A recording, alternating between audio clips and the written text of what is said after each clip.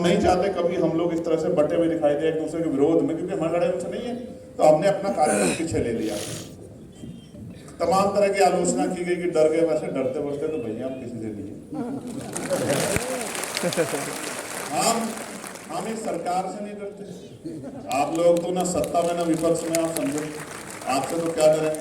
हम संविधान के विरोध में जाने से डरते हैं। हम मैं बाबा साहब की कोटेशन पढ़ूंगा।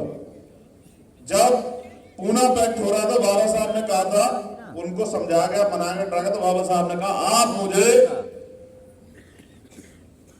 चौक पे ले जाके खंबे से बांध के फांसी दे दो, मगर मैं अछूतों के अधिकार के साथ समझौता नहीं करूंगा। मेरी बात को अब याद है कि बाबा साहब का कोट था। मैं आज इस धरती पे लखनऊ के खड़े होकर कह रहा हूं, महाराजा लाखन पारसी की धरती पे खड़े होकर कह रहा हूं, यहां मेरी बात को बहुत सुनना, ठीक है।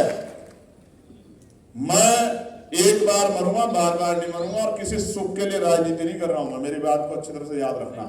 मैं जब तक जीऊंगा बहुजन समाज के हक अधिकारों की राजनीति करूंगा, इस बात को आप याद रखें। और सत्ता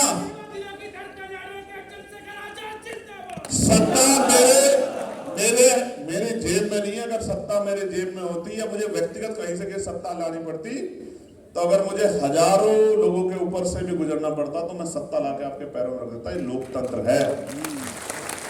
अगर राजतंत्र होता और तलवार के दम पे सत्ता आती, तो मैं उस लड़ाई को भी लड़ता आपके लिए। मेरी बात को गौर से सुनना।